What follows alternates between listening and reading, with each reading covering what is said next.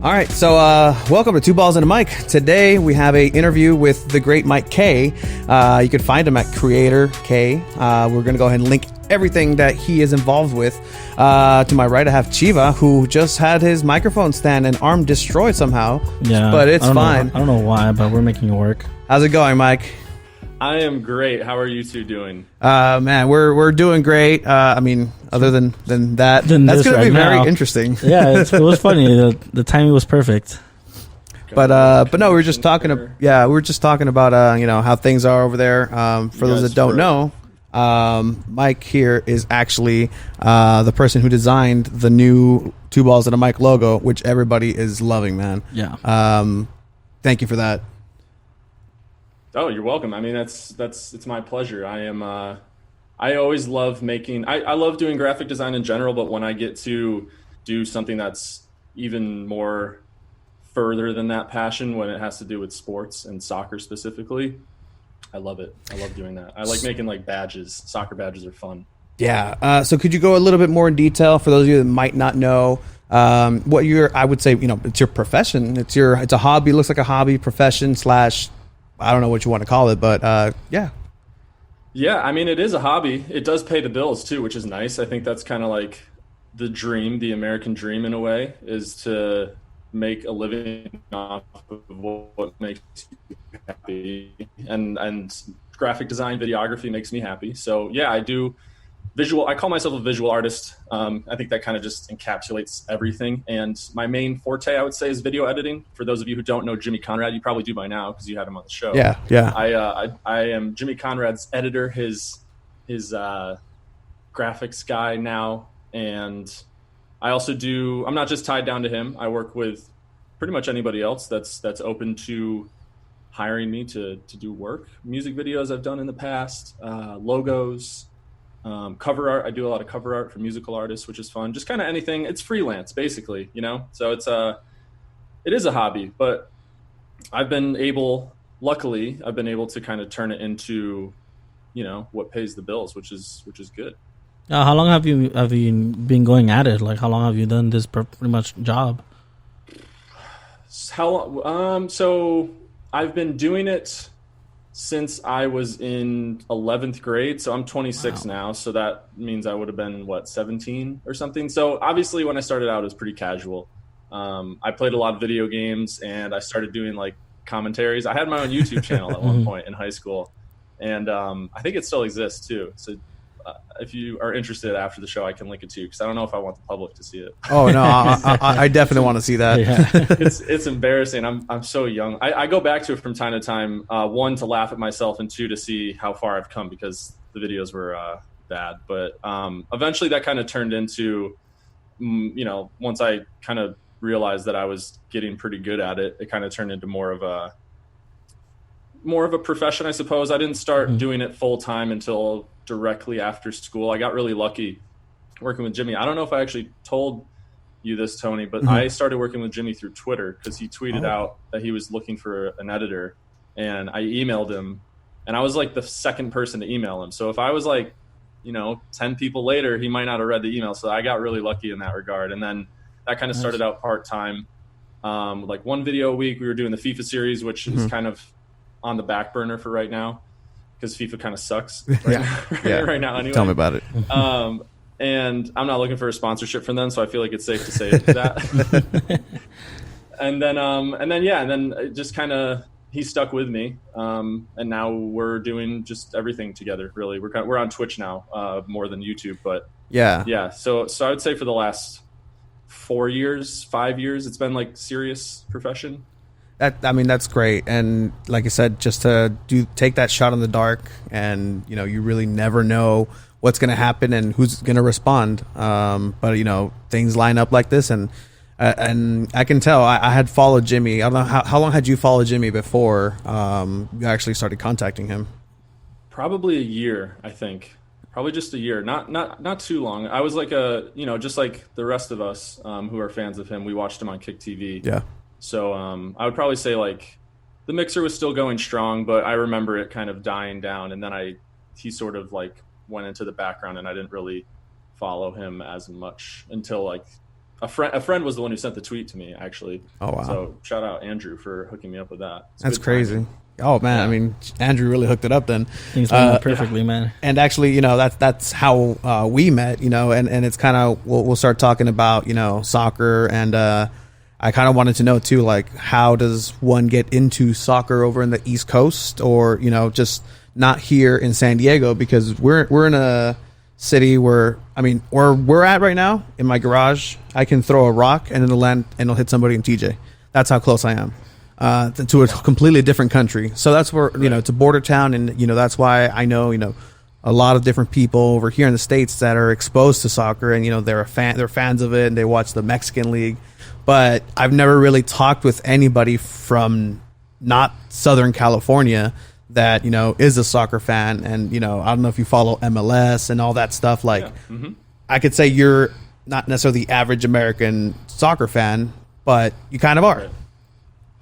So how did you discover soccer, or where'd you find yourself in that? So I picked up, I feel like it's kind of like the average American story. I started playing like rec league when I was 5. Pretty much, your parents sign you up for all the different sports. Like I played baseball and basketball. I stuck with basketball until about 8th grade, and I thought that was going to be my life for a while. And then I just started there was 2 things that happened. One, I started to kind of fall out of love with basketball because the coaches at my school just were the worst. They were terrible. Just mean, just like mean dudes. And I think what went into that was that my dad was my coach leading up to them, and he was like the best coach ever. So like switching, but that's a different story. The second thing was that soccer started to become like, I really like playing this. So it went from just being the casual thing to playing more of like a club where it was a little more organized. And then from there, I kind of had ambitions to play in college. So I went and joined a premier team, which is kind of like, it wasn't quite like PDL, like premier development, but it was, a travel team that would go to college showcases, and, coaches could go and just like see, if you were good enough to play on their team and whatnot. So from there, just went to that. I played a year in college.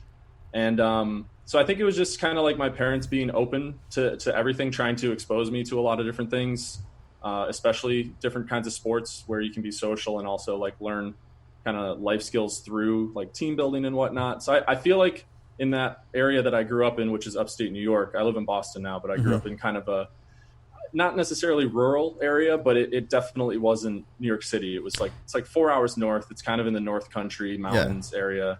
I feel like it was kind of the same, people just trying out different things. And then it's similar to a lot of other areas, or almost every other area in the States. It kind of fell into like a pay to play model, because when I joined that premier team, Albany Alley Cats, it was like $2,000 a year just to play on the team. So like coaches could, notice you, and to go to tournaments. And there was another team that I could have played for, which was a little bit higher tier, but it was like $3,000. It was even more money. So it's pretty wild. Like I know that that's like a big topic of debate now, just with like the whole pay to play thing, but I feel like I kind of experienced that firsthand a bit. And I was privileged enough to be able to take those opportunities. So I'm thankful for that, but yeah, that's kind of where it all started.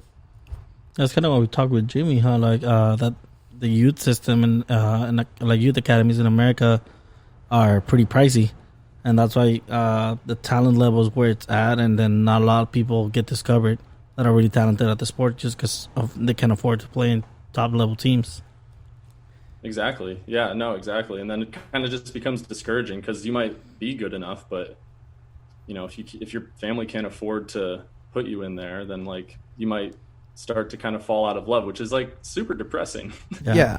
And, it's interesting, when we started this, we're both Mexican fans, we're both Chivas fans. And a lot of the things that we do discuss is the fact that once we started it, we didn't, see ourselves covering so many local soccer sports. So like pickup games, there's this thing called Bridge Barcata here in San Diego, and the local teams, MLS, USL, like to be completely honest, I know Landon Donovan's my best friend now. I don't know if you know this, Mike, but I've met him twice. But I had no idea what the USL was before San Diego got a team. As a blue truck is backing up into my garage, hopefully to pick up those free couches, enjoy those free couches. But no, I mean, that's the sad part, because if you go to, like I said, across the border, like you can walk over there. Soccer is not an expensive sport. Soccer is one of those things that you can get a bunch of T-shirts, put them together, and play with 2 rocks, and then you have a team. I'm gonna go make sure that they take that. Go for it. Give me a second. Yeah, so I mean, like Tony's saying, is we didn't really expect to cover like as much like as the loyal as we have. But I mean, we've been lucky enough to get press passes, and I mean before everything happened with the coronavirus, we're going to the games for free. Like that's the whole point of this podcast, was to go to games for free. And the fact that like a month, 2 months in to when we started, we were able to do that. It was a lot of fun. But yeah, I mean, I want to know how it's like working with Jimmy. And then I know you kind of traveled. I don't know when was it last year or 2 years ago, when I know Tony got that MVP award. How long was that, Tony? That was during the World Cup. That was during the World Cup. Just an update. Almost 2 years. Yeah. Just an update. Second person that shows up that the couches are too big for them. So wow. If you want free couches, I'll send them over, man. But yeah, that was sorry about that, guys. That was a couple years ago in the summer, and I consider that the retirement. What were you guys talking about? Sorry. Yeah, I wanted to ask, like, how was that experience traveling with Jimmy, like all over the place, having pickup games? How was that? That was great. In preparation for this episode, I watched a good chunk of the vlog that we made from that pickup game tour, just to kind of, like bring back some of the memories and nostalgia. That's one of the best things I've ever been a part of. Like, that was so much fun. And it's crazy to think back how we did it. We did 6 games in 6 days. Yes. Yeah, we did 6.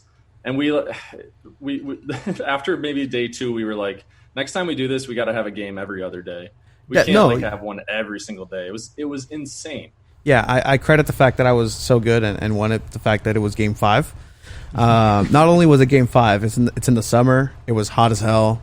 And here's my misconception about the whole thing, because I thought you guys were coming over and doing a pickup game, and we were immediately going to go into the big goals, which, again, I'm a goalkeeper, so I'm like, yeah, hell yeah, we're going to go ahead and do this. I'm going to play like 12 games. And then you guys show up and you put out the pugs and do small sided games. And I was terrified, because I'm like, I'm gonna die. And yeah, like I had like 2-3 games on there. My team was undefeated, and then we got crushed because we all got tired. But yeah, it was just so much fun, and independently of me winning the ball and the MVP, it was honestly just so much fun. And I wish we can do that a lot more here in the States, because you see that. Like I was saying, and not just in Mexico, like Brazil, are like poor nations. That's why they're so good, because they just practice on the streets. And I mean, you have no idea how many times he showed me that video before we started the podcast. I mean, he was like, "Hey, look, I met Jimmy Conrad," or "Look, I did this." I was like, "All right, cool, man." I mean, I'd be proud of it too. Dude, you saved one of my shots too. I'm a left-footed player, so it's very rare.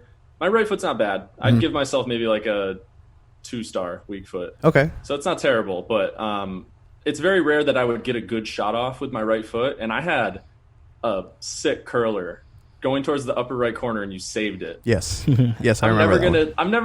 When's the next time I'm gonna hit a ball like that with my weak foot, dude? I'm sorry. I mean, but I can't allow that. Great. I can't allow that. It was like, but to be fair, like, just, it's one of those plays where, like, the shot was good, the save was good, the whole thing. Like, that's the beautiful game right there. Exactly. It's picturesque. And nice. Here's a secret of goalkeepers, and we'll get into, I guess, you're involved with it. Again, you and Jimmy are like this. So the hate that you guys give goalkeepers is unacceptable. But this is a secret of goalkeepers, and I've discussed this in our trainings and practices. Sometimes you got to make the goal. You just got to take it. If it's going to go in, dive, just so you can make the goal look better. Like, all right, I'll give it to you. Like, sure, there's no way I'm going for it. All right. Because if you just stand and look at it, like, yeah, it's like, wow, like, you didn't even dive. But it looks better. Like, it's more photogenic when, guys in the air, the ball's behind you. And, yeah. So Little secret there. So we got to thank the goalkeepers for making our goals look better. You got to thank the goalkeepers for keeping you guys on top of it. What would your ultimate team card be as far as position, speed, and let's do. I mean, let's do prime. Let's not be hasty. I'd still be 82 at least.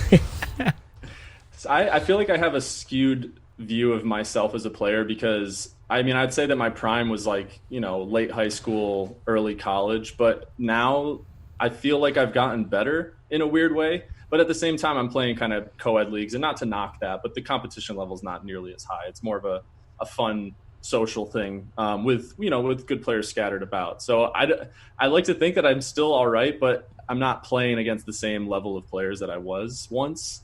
So I don't know. But anyway, I'd say prime. So I played mostly defense. I played center back. I got recruited as a left back and then got told that I wasn't going to play left back. So I'd play center back more. But now, since I've paid my dues as a defender, I like to play more of on my co-ed team, I play more like a center attacking mid. Okay. But I kind of like to sit. I like to sit and play CDM. I like to kind of see most of the play, get the ball, distribute, win the ball, distribute. And I'd probably give myself this whole thing feels so like pretentious to me in a way because I don't like it is 100%. I love to do it just because why not? It's fun. Like right. So I'm 6'3", so I'm not super fast, but I feel like I've always been kind of quick for my height. Mm-hmm. So I'd probably give myself maybe like in my prime, maybe like a 77, 78 pace, which I think is pretty good for CDM. Okay. Can move quick really enough to get to the ball. And then I'd say my best attributes were vision and passing, and I can hit a shot from deep. Like I love to crack a shot. Mm-hmm. So my long distance shooting would be pretty good too. So maybe, I don't know, maybe like, so what you said you give yourself an 82? Well, I mean, I've honestly thought about this a lot. Like if I had gone through it, like what would my max be at my prime had I stayed with Cholos in Tijuana, or I like actually had a career. I think my max would be like a 83. Like if I could have made it pro and if I had stuck to it, I would have been an 83 goalkeeper. Better than Ochoa. I mean, that's kind of hard because FIFA rates Mexican players pretty low. They do, but I mean, Ochoa was an 82 at some point when he was in Ajaccio. And that was his Brazilian after the Brazil World Cup. Because he was in Europe. He was in Europe. That's how biased FIFA is. Honestly, I think I'd be in Europe. Just saying.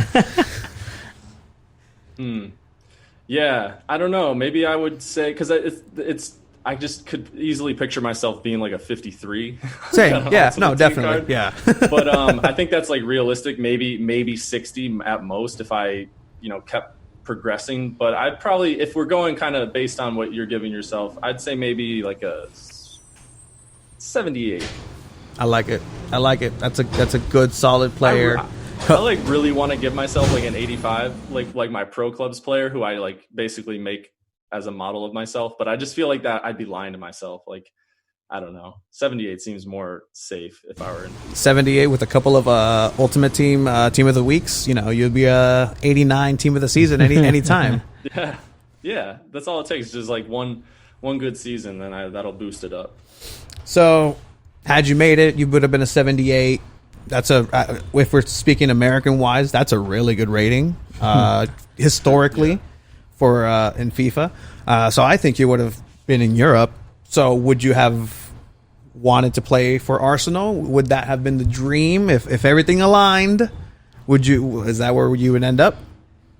Yeah, absolutely. I had a dream once that I played for Arsenal. It was weird. The dream itself was weird, but I remember playing and it was so vivid and waking up and kind of being sad that it wasn't real. I feel like we've all been there. But, I had a dream that Mexico won the World Cup once. Oh, yeah. Oh, man.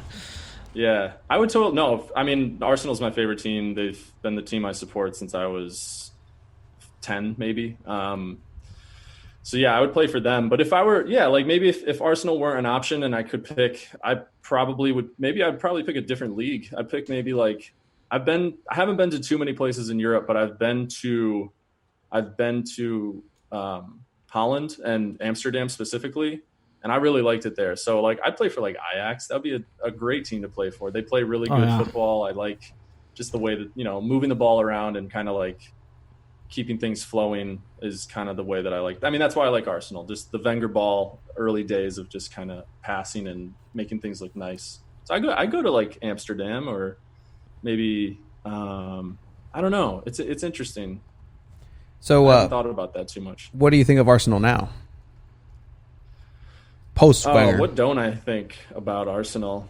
Well, I think that I want to say that we're trending upward, but I don't think I can. I think that wouldn't be totally true. I think there's some good things that are happening with the youth system and the young players that we have, but and I think that Arteta is I think Arteta has the potential to be a great manager, and he's shown so far that he can be a great manager. I won't come out and say that he is, because he's had however many games that have happened. He's had like 10 games, I think, before the outbreak happened. So it's too small of a sample size. But I think with him, you know, what was he, 3 years under Pep as an assistant? 3 years is like a very, it might seem like a short period of time, but when you're under Pep, I mean, that's like every single thing that he says has got to be vital. So I'm happy that he kind of like took pieces from that philosophy and is bringing it over here. And then to go back to the youth system, I think we have a lot of great young players with Martinelli and Saka. The only problem is I think our back room is still really bad. So there's a potential contract dispute with like Bukayo Saka. I hope that we sign him to a new deal, because I don't want him to leave. And I just think there's some things that are just not like, I was kind of confident when Raul Sanllehi came over from Barcelona, but since he's come over, I haven't been like too blown away by the things that he's done and said. And, you know, I don't know. I feel like there's a lot of empty promises that have been made at Arsenal in the last 5 to 7 years that have been kind of hard to take, but I still support them. I mean, I'm a Man U fan, so you can probably feel my pain. But I wanted to ask, have you been watching the Bundesliga? I know it's kind of sitting still and the Bayern's going to take it, but have you been watching some games since soccer came back over there? Came back. Shamefully, no, I haven't really. I watched this most of the game, probably 60 to 70 minutes of the of Der Klassiker. And but no, it's weird. I feel like I kind of settled into a routine once quarantine hit, and then just on the weekends, even though Bundesliga was back, I was like, I don't know. I just didn't watch any games really. But that's not to say I don't miss it. And Arsenal play on the 17th, so that's like the first game that comes back for the Prem. So I'll be watching that for sure. But I've definitely been keeping up with the Bundesliga given my work, so I definitely know what's going on. Yeah, that's what me and Tony were. Yay, Bayern win again. Yeah, great. Exactly. That's why we're like, oh man. It's like Tony says, we don't really have a team in the Bundesliga, so it's kind of like, okay, we're waiting for the Premier League to see our teams play. So I feel like now that the Premier League's going to be back, I feel like everyone's going to be more excited about it. Yeah, because like I said, I don't cheer for Bayern. I don't cheer for Borussia. It's pretty much said and done. But again, I am excited for the Premier League, and I hope that I stay longer than just like the 1 or 2 weeks interested. Like I feel like we were talking with Cesar Hernandez, a local ESPN reporter, writer, and then he was saying how, you know, he feels like a bad soccer fan for not watching it. But, you know, I can't blame him. If you don't really frequent, Bundesliga, I don't think you're going to stay long enough to, care, especially since they were on that side of the season in the latter part. But domestically, what do you tend to watch some MLS, or what do you consume on a regular basis? Not as much as I should. Since moving to Boston, I've been to a handful of Revolution games, but they're not the best. And it's not even that. It's more so that they play in a stadium. They play in Gillette where the Patriots play. And even for me, I live more in the southern part of Boston. And even for me, it's like a 30 to 40 minute drive. So imagine people coming from the north side of Boston. They got to make like an hour and a half trip just to go see the Revs play on a turf field, which I have everything against turf. And it's in a stadium that's built for football. So it's like it's also a 60,000 capacity or whatever. It might even be more than that, whatever the capacity is. So it just feels, any crowd noise gets really lost because it's such a big stadium. So the atmosphere is not great. And it, there's talks of them moving into a new stadium that's a little bit more towards the city. I feel like that's kind of been the case with a few MLS teams that have gotten new stadiums. They've just put them in, better locations and made them more of a soccer specific stadium. So it's been a little more difficult for me to get into supporting the Revs. But I do, again, with my work with Jimmy, I follow the MLS, but I don't know why it is. I don't follow it as much as I should. But I'm definitely aware of everything that's going on. I do. There are teams that I enjoy watching. My brother lives out in Portland. He came to the Portland leg of the pickup game tour. And I have yet to go to a game there, but I do like the Portland Timbers. I like to follow them as well. And I might be moving out there soon. So maybe that's a fresh start, I suppose, to supporting the team. I like that. West Coast vibe. Portland's not a bad place to be, especially, if you are an artist or just in that work that you're in. There's especially, you also do have a podcast, Show and Tell podcast. And that's, some really good tunes. And on Spotify, I really dig the playlist you have. And it's one of those things where going back to we went back and forth with FIFA soundtracks. The reason I like FIFA soundtracks every single year is because I don't know anything of who's on it usually. In recent years, they've been a little bit more mainstream, but I've listened to FIFA soundtracks as if they were the CDs that I have in the back of my car. We've driven to those. But what about music? And I think it kind of goes hand in hand with the feelings and the emotions of soccer in a sense. And but what about music specifically kind of speaks to you in such a way? It's a good question. I like to think deeply, and that's a very thought-provoking question. Music has just always been there for me. Music has been kind of, I always say that I'm in debt to music because it's helped me through a lot. It's just helped me through being a teenager, high school. It's helped me through, anxiety and depressive states, anxious and depressive states before. Just different kinds of music can be very therapeutic and cathartic, and other times it's gotten me pumped up to work out or to before a game. So it's done so much for me, and it's always been around my family. I'm one of 4 kids.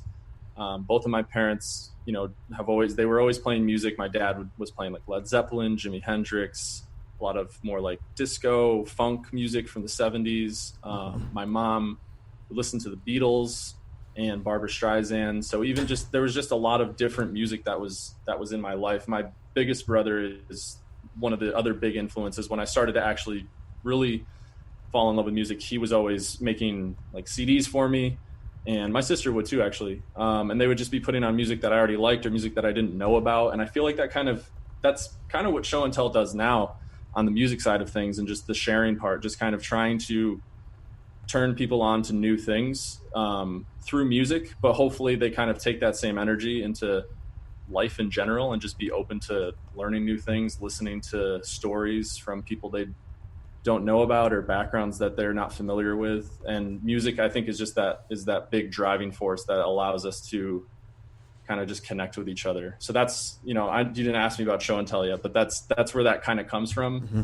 And yeah, it just comes from a huge love for music. I also played drums from 4th grade to senior year, so I'm a little bit, musically inclined. So I like to, pick apart songs from a sonic perspective. And yeah, music's dope. No, definitely.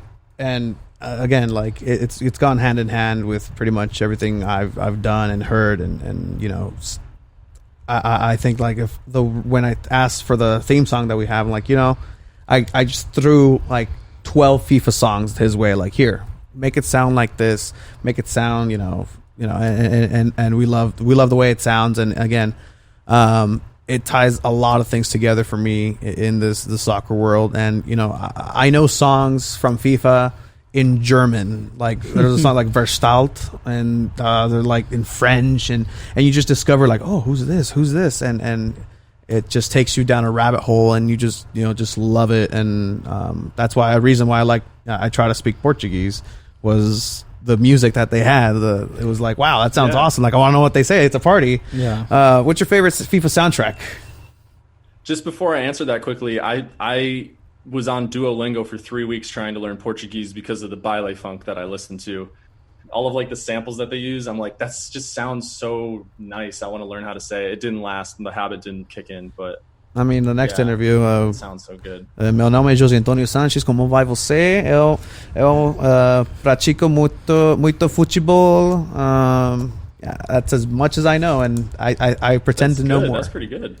Yeah, I can make it sound like it. The basics. So my favorite FIFA soundtrack is FIFA 10. Every time I go back to that question, like that's the one I go to. I do like the soundtrack from this current iteration of FIFA because it has some of the. It's not too mainstream, but it has artists that I'm familiar with, and I know others are familiar with, and there's some good tunes in that. But FIFA 10 was just the nostalgia is very strong with that soundtrack. I love that soundtrack, and it hurts me because that I've had every single FIFA since like FIFA 98, FIFA 2000. The only one that I've never played was FIFA 2010. I heard the soundtrack because but my mom we couldn't afford it at that time. I had the soundtrack, and it hurt more the fact that Frank Lampard was on the cover, and it's the only one I've never owned. Who else was Ronaldinho on it? Or it was Frank Lampard, Chicago Fire, Cuauhtémoc Blanco, and who was the other one? There was another one. I was just looking at the soundtrack, and it has the cover on it, like on the YouTube playlist. And let's see, I think Wayne Rooney. There you go. Yeah, because I've always wanted other ones. Like the European covers are different too, and sometimes their covers are better. Yeah. Right. Yeah. That's a good one. I mean, I'm curious. I know you played soccer for a long time already. I want to see if you could tell me what's the best goal you ever scored. Like, break down the play, break down the moment for me. Like, what's the best goal you've ever scored? We all remember it. So I've had a couple. They're all. I guess they've all been my favorites. They've all been shots from long range. I think, just because just to like hit it super hard, upper 90 has felt really good. I'll give you two. One was when I was a junior in high school or sophomore in high school. So I was playing for the Albany Alley Cats, the premier team at like U16s. We were playing against the St. Rose women's team, which is a Division II school in New York. And at the time they were like back-to-back national champions. So that was like, we were like, wow, we're going to be playing them. And we beat them 5-0. And I scored a goal from maybe 35 to 45 yards out. This one I don't remember as well because it was so long ago, but what I do remember is that I hit the shot, it hit the crossbar, hit the ground, and then hit the roof of the net. So it like did like a triple bounce, and that just like felt great. I didn't even know how to react. My coach was like, "Why aren't you celebrating?" He's like, I didn't know. That was like one of the first like cracks that I had that I didn't know how to react to it. It was, but also the funny thing is that a lot of my great goals, they don't mean anything. They come in these meaningless games. Yeah. I've scored in important games, like in high school games and in some tournaments, but those goals have been like penalties or they've been just kind of like tap-ins or whatever. But my great goals come in like, I score great goals now. I score great goals in these co-ed leagues where, you win like a t-shirt at the end. And that's about it. And you're playing against, a lot of washed up, 30 plus year olds. But the second one was from one of those leagues, and it was actually last summer. And it reminds me you reminded me of what you were saying earlier, where the goalkeeper didn't move. Mm-hmm. He which kind of took a little bit of the shine off of it because he just kind of stood there. Yeah. But I remember the ball. I was playing midfield. The ball kind of squirmed out into the middle, maybe 40 yards out, and I was running back towards my own goal to retrieve it. And there was another guy coming as well. So instead of, pushing the ball back to kind of repossess and recover, I sort of like ran over the ball and he went with me, and then I just turned around. So I was facing the goal again. And he was my mark, so there was nobody else around me. So I took one shot and hit it, and it's one of the few times where I've hit a ball and it hasn't moved. Like it doesn't spin at all. So it kind of like went up and then like to the side and just like hit the side netting right in the top right corner. And I celebrated that one. I was going to say, nice. Yeah, you got to celebrate that one. That's one of my favorite questions to ask like players is like, what's the goal? Either your best goal that nobody saw, or like the lamest goal that you scored that you kind of even embarrassed of. And because there's a couple. I had a lot of those now. Yeah. You're making me feel special too. You're making me relive some glory days. I feel good right now. Well, here's the thing. Like this is what I like, and what we're going to try to do with this mobile setup that we have is go to like those pickup games and do commentary on them, and then throw the highlights up. Because the cool thing that I like about the summer tour that you guys did was the fact that I can go back and show people over and over again, not just that I won an award, but look, like this is a save that I did. This is this. Because I mean, for me, feels good. Nobody believes that I'm as agile as I am, because there's no reason I should be anywhere as agile as I am for how big I am. Yeah. But now that it's on camera, I can be like, look. And honestly, that's why I asked specifically. Like I remember, like, hey man, I need you to catch one of my saves as you were recording behind goal, and nobody ever really watches themselves score unless it's mom and pa, just doing the highlights. But if you go to the park, if you go on a rec league, if you go just in a pickup game, nobody sees those skills, and it feels like you won the World Cup. It feels like you just scored the most important goal ever when you do one of those goals. And there might be two people in the audience, there might be nobody in the audience, but it's those moments that you remember. And that's why I like asking them, because everybody remembers what the best goal or best goals that they've scored are, because they replay them over and over again. And I mean, to be fair, doing that, there's a lot of talented people. You never know if one of them could, like, a scout watch the video. Yeah. And be like, oh, this guy's pretty good. Let's give him a tryout. You never know. Yeah. It's like 1 in a million, but it could happen. Yeah, exactly. Yeah. I wish my dad was still... He's alive. I wish he was still like around when I play, because he would always tape my games when I was younger. So I just had, and my brother's games, he would tape all four of us kids, like basketball, volleyball, soccer. And so I have some, one day he converted some of the files and he sent them on a USB drive. So I have some clips from when I was in high school that I still have on my computer that I watch from time to time. Really, really bad video quality because it was so long ago. It was on like a kind of like a tape video, but yeah, he would always be there like recording, and that really helped out when I was trying to reach out to schools, because they all ask for like a highlight reel of some sort. So it's cool because I have a couple goals. I have on my old YouTube channel, I did upload one of my goals from a high school game, which is a goal I'm really proud of. But again, it was a preseason friendly. I think it was a game winner. It might, or maybe it was a game tying goal. But yeah, that's not on the record though. Yeah. But it still counts. Like in here, it's always going to count. It's always going to count. And for me, that's more valuable than anything, honestly. Yeah. And hey, I have an assist in college. I have one collegiate assist. Wow. Nice. I played 18 minutes total that season, and we were up 8-0. I mean, that's productivity, though. into the game, yeah, I know, right? One assist every 18 minutes. Yeah. I was playing left back, and we were playing again preseason game against Johnson State, which is a Division III school in Vermont, and we won 9-0, and I think I had like the 8th goal assist. So I love it, man. Nice. So obviously we're in a time where there's no sports, or there haven't been any sports recently. Bundesliga starting, the leagues are starting. But it's a great time to just pause for the first time in history, where you can pause and there's no active sports happening, so you can look back in time. That never in history was that ever a thing, where you could just look back in time. Out of all, it can be any sport, it can be any type of sporting event, it can be a WrestleMania, it can be anything. If you had a golden ticket and can go to any sporting event in the past, it's one game. What game would you choose? That's a really good question. I am going to not answer it with a soccer answer. We'll pivot from that a little bit. Though if I were to, it'd probably be either some historical Arsenal match or like a World Cup final.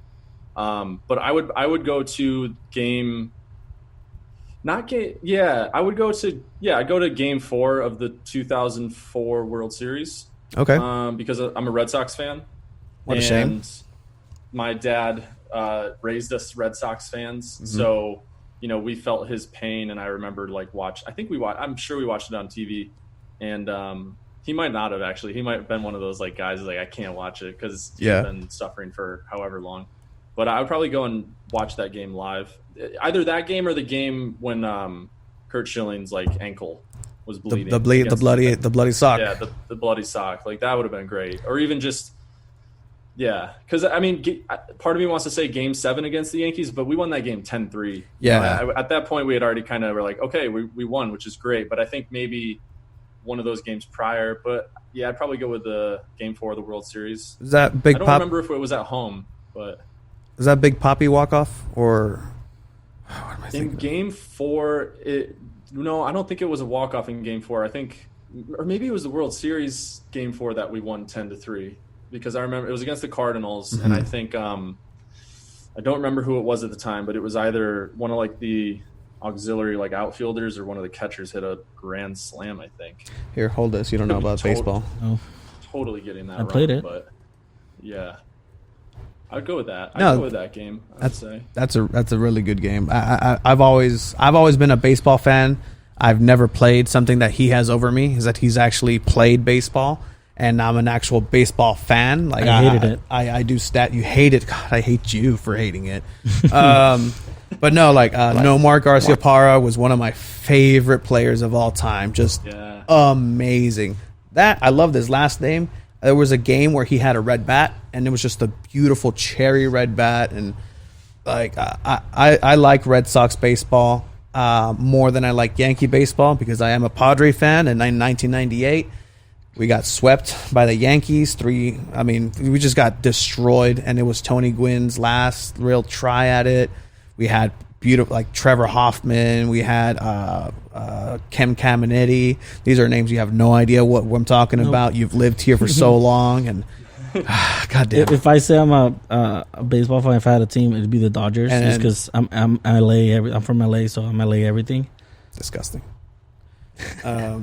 You're literally the worst for that. I mean, you guys got our best player now, Mookie Betts. Yeah, I guess. Yeah. Yes, yeah. Treat him well, please. I'm sorry. You can be on the side. One last baseball question. That's fine. Do you follow baseball like peripherally at all right now, or? A bit. I'd say it's the second sport that I watch the most of. I don't watch too much, but my dad gives me a lot of info, and I know that they are not handling the restart very well. Yeah, no. As far as I know. Yeah, kind of, going with that and back to soccer. I really think MLS with this new tournament that they're going to have, that's going to be the beginning of the end for baseball as number 3 in the nation. Because baseball is dying. I really don't see baseball coming back. The demographic for baseball fans is like 55 at this point, and wow. Yeah, it's dying. They're not getting any of the new kids coming up, and do you know I've told you who Mike Trout is, but even then, outside of that, like Mike Trout should be a transcendent name up there with Ronaldo, with Messi, with LeBron James, but he's doing like the B-side Powerade ads and stuff, not Gatorade yet. And those contracts are impressive though for the really good players. Oh yeah, especially when you miss 7 out of 10 times and get paid millions of dollars. It's crazy. You make a good point though. There really isn't. I know Mike Trout's the big name, but it's not like when you had Derek Jeter and Alex Rodriguez and Mark McGwire, Sammy Sosa. You don't have names like that. Yeah, that carry as much weight. Yeah, and that should tell you if you recognize those names. That's that's that transcendent player. And, you know, baseball doesn't really have that. And hopefully, you know, they figure their stuff out. But if soccer comes up number 3, then, you know, I think for the 3 of us, we're going to be on the up and up somehow. And it's going to benefit everybody here. So if you can have one pair of cleats right now from the past, they can resize them into your size, it fit your foot perfectly, one pair of cleats, and you know they're going to last you forever. What is that pair of cleats? Oh man, I love these questions. These are my kinds of questions to think about. And they're also my least favorite because I never have like one answer. I'm always like, I have a couple. So I think the one that immediately comes to mind is the pair that I had for my senior year of high school, and they're still in my parents' house. Like if I go home and I don't bring a pair of cleats, I can still wear them because they've held up. I think they're starting to kind of separate at the seam a little bit, but they still hold up. And those are the Total 90 lasers. I don't know exactly which rendition or edition they are, but they were white and they had the rubber on the front, the 90 in the middle, and it was pretty much like the front of the foot was covered in rubber with red like rubber netting. Those, I love those so much because you could just they did everything, but you know, especially like striking the ball, whether it was on net or just kind of like pinging a pass, like you could control it so nicely. I loved those boots. What color though? Like, so they were white, a white base, and they had a red, like the red mesh. Well, not mesh. There was like the rubber kind of paneling on it or whatever it was called exactly. I would get cleats that were 2 years old. For a couple of years, I would get cleats that were 2 years old. But you know how they make, the lowest tier, the mid tier, and then the professional tier, and the price would escalate as you go up. I actually didn't know that until recently. Because like the cleats now, they're like you get a pair of Adidas, X whatever. I don't even know what they're called now, but they're like $300 if you want to wear the ones that the pros wear. But if you want to get the more affordable option, they might not be kangaroo leather. They might just be more of a synthetic leather, and they're like $90. So I would wait. Or I wouldn't wait. I would get pairs of cleats that came out 2 years ago. They're still great, but they would be like 50% of the price. So I would just kind of like get those, and that was one of the pairs that I got. Another pair that I had were do you remember the Total 90s that were like all silver, and then on the instep there was just they had the 90 circle with a 90. Yes, I loved those. Right, I love those too. I had them when I was maybe in 5th grade, so I couldn't appreciate the full extent of them, but those boots were great. Right now I have a pair of Puma Futures or Puma Ones. I think they're Puma Ones. I'm very much into all black cleats now, just like the all black with a little accent here and there, whether it be gold or like neon colored or white. But those Pumas are really, really nice. I like those a lot. What are the worst shoes you've ever had? The worst ones? I had a pair of Jomas. Oh, the Homas, yes. Homas, yeah. Homas. Oh man, I thought they were cool because one cleat design was different than the other, and if you put your feet together, it like connected the design. And they had but the tongue was so bad. Like the Predators that had the tongue with the the elastic, nice, those at least kind of formed to your foot. These were just this piece of flat fabric that just really jacked up your first touch and shot, and those. They didn't last very long, so those weren't that good. I bought cheaper pairs of cleats, like the cheaper versions that weren't that great. But I think those were not so good. I've had Adidas in the past, like the Adipures, which I really liked, but they would tear. Like something would rip in them within like 2 months, and then you just got to go buy another pair of boots. But yeah, as you say, Homas, I would probably say those. I don't know why I bought those. I have no idea. They were on sale on soccer.com, I think. I wanted to ask. No one else had those. Yeah. Yeah, you're unique. Yeah. Yeah. And I want to ask, like, what are some of the biggest sports teams? You would say like that you kind of rubbed elbows in your travels. Back when you used to be able to rub elbows, because that's not a thing anymore. Yeah, that's not going to be a thing. You can get physical before. And when we can be back, that's the only thing we can rub is elbows. We can't handshake. Yeah. Can't even do that. So quite literally, I rubbed elbows with Edgar Davids, which is one big name. That was really awesome. I met him in Miami. Jimmy and I were there for the ICC, all of the preseason games. And we saw PSG Juventus, and this was in 2017. So we were at some like cocktail thing. I was like, the whole time I was like, I don't deserve to be here. What have I done to like be here right now? And, Edgar Davids and like David Trezeguet popped up. They just kind of like were there. I don't know if they had to or if they, were obligated to or whatever, but Jimmy went up and talked to Edgar Davids. And as soon as Jimmy mentioned 2006 World Cup, you saw his eyes like light up like, oh, I respect you now. Cause like, I don't know if he knew who Jimmy was, but there was that mutual respect that I imagine, you would have.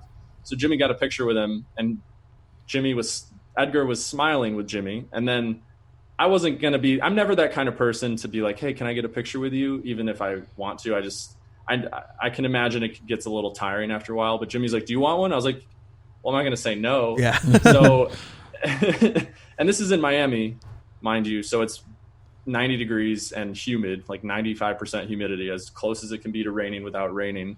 And, the picture with Edgar with me, he wasn't really smiling as much. And I was very awkward, and I was like, sorry, my back is so sweaty. And he like didn't laugh at all. It was bad. I didn't know what I was supposed to say, but I said like the word, like just such an awkward thing. So I got a picture with him, which was cool. I think I still have it. It might be like archived on my Instagram or something, but it was up there for a bit. So that's probably the closest I've gotten. I've met Landon as well. We were doing some stuff with him and a couple other, just former pros that Jimmy has played with. And I didn't rub elbows with these guys, but at that same trip to Miami, we got 15 minutes to watch Barcelona train. So I was, 20 feet from Messi and Neymar. This was the same exact training session where Neymar and Semedo got into it. Oh, that's right. Neymar left. So the time we were there, everything was cordial. Everything was fine. Like Messi, Neymar, Suarez all came out jovial, joking around. Obviously, they weren't going to do anything in training. They were all just playing El Rondo. So, but then we woke up the next day and we heard about like a scuffle that we missed. Wow. So like it happened like towards the end of training. So that was like we were there, which I thought was pretty wild. That was amazing. It's in the vlog that we put it up on YouTube.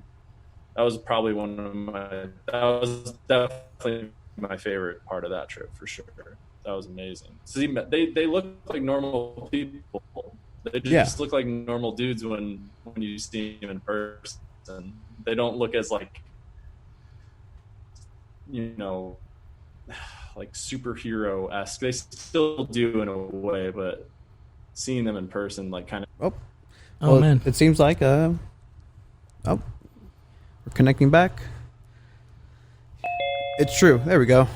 Hi. There we go. So here's a story. Like it's crazy that in our time we've only really interacted with U.S. men's national team. Jimmy and Landon are the two biggest names that we've had on. And, when I first saw Landon Donovan, it was during the SD Loyal kit release. And my first thing wasn't like, wow, it's Landon. Like, wow. I was just like in focus mode. Like, I'm going to talk to him. I'm going to get an interview. On the way there, I was like, I'm going to get to talk to him. I'm going to give him a sticker, and then that's going to be it. But as soon as I saw him, it wasn't like, hey, how's it going, Landon? It was more like, hey, how's it going, Landon?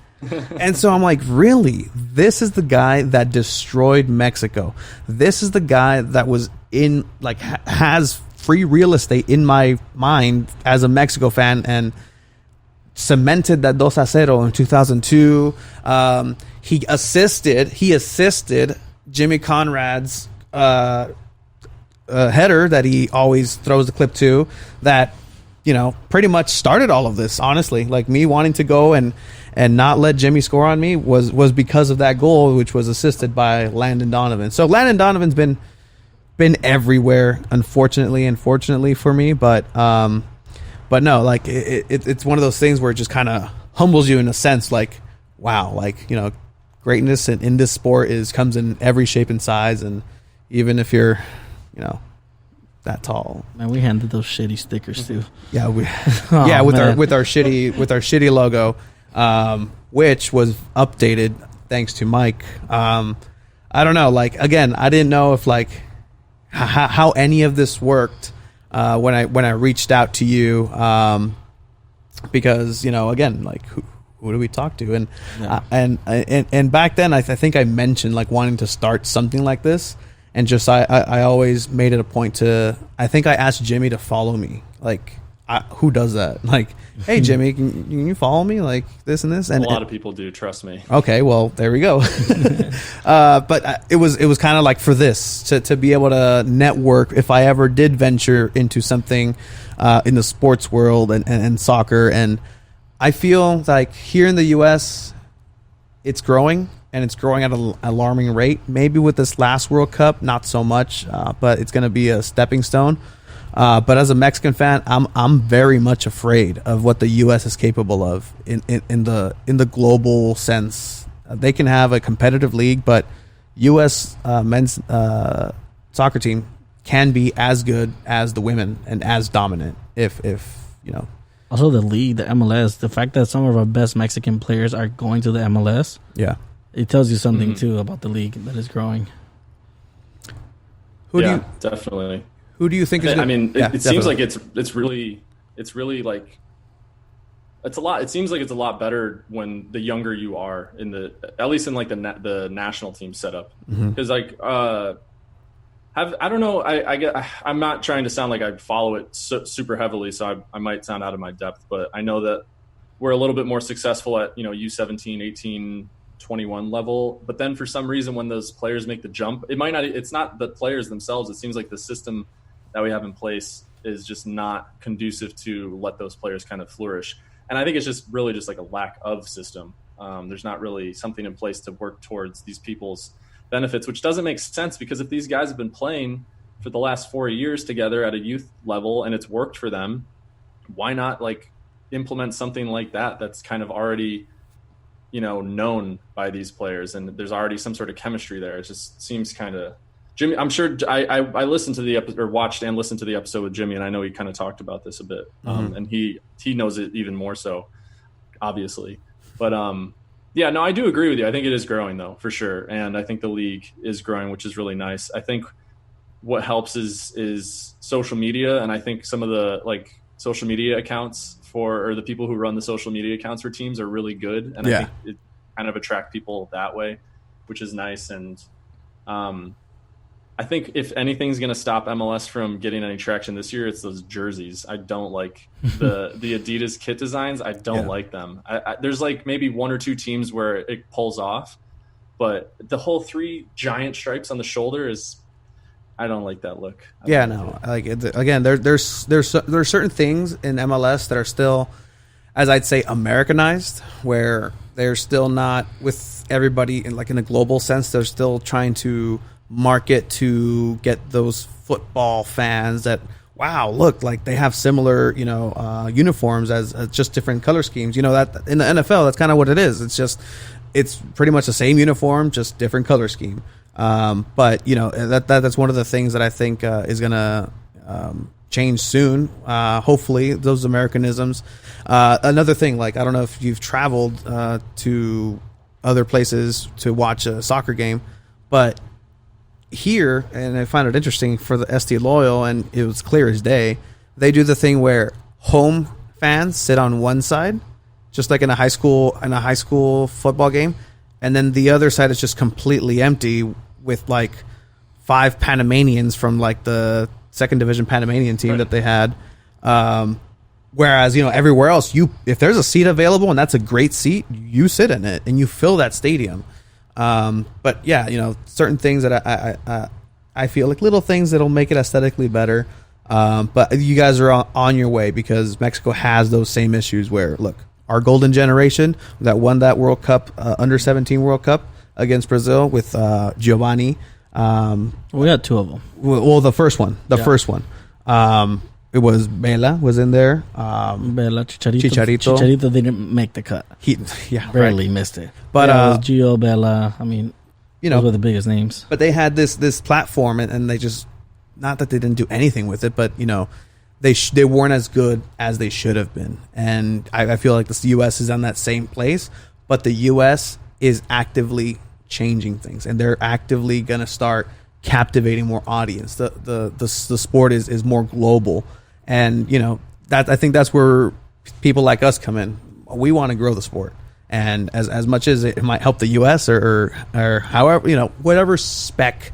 This isn't going to change lives necessarily right now, but just going forward, trying to grow that sport and trying to get everybody to have fun with it. Like, you don't need, I don't know if it's $3,000 for a soccer league. Like, it's ridiculous. Just get out there and play, and that's what's going to make the U.S. better. It's those grassroots efforts, and you'll get those Mexican American kids that are going to want to start for the U.S. and want to, because this is where they grew up and they played with their friends. Mm-hmm. Yeah, absolutely. I mean, you said it. We're a part of making that better, and there's enough people clamoring for change that it's not going to be ignored. It would be stupid for them to ignore it, because then, if they did, everybody would start to fall out of love with it and kind of give up. But as long as there's people who are like being vocal about things not being where they should be right now, or at least trying to get to that point where they should be and making real progress, tangible progress, not making it all about a money grab, then, they'll start to make, and by they, I mean, MLS Commissioner Don Garber and whoever's involved in making those big decisions, they'll start to, I would hope they start to listen and, implement those changes, and not just like keep introducing new teams until we have a 50-team Super League. Yeah, exactly. And like, what do we got? Like 30 teams now, 32, some absurd number in one league. Yeah, no, like again, when we realized that USL team has like 20 teams on each conference, and my God, I don't know how that works. And more teams are coming in, and they're announcing, hey, this team's coming in, and congratulations. Sure, like good on you guys. I wish they would have like the relegation. That'd be good. That'd be good. Yeah, but same. Definitely. But what are your plans? I mean, with this coronavirus pandemic just kind of threw everything out the window. I know, luckily a lot of the things that you do are digital, and you're in communication with people on the West Coast every day. So that's not such big of an issue, but you do have your podcast, and that again is accessible through the internet. But I mean, is there any like 5-year plan that you're kind of working on? Wow. Yeah. I'd say so. I mean, I guess right now, so Show and Tell, which, if I didn't already give it kind of its, spiel or plug, it's a platform for sharing music and art. Sorry, I got it wrong. Wow. That shows how much I know about it. It's a platform for sharing stories through music and art, because sharing is caring. That's the big thing. I've always enjoyed sharing things, music especially.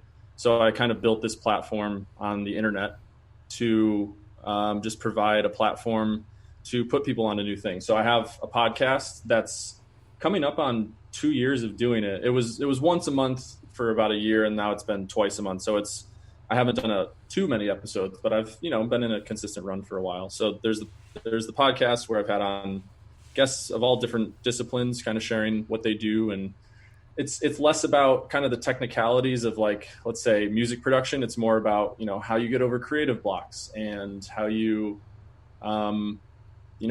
battle with expectations on yourself and expectations from others. I try to look at it from more of like a human side of things, because I feel like it's more relatable that way.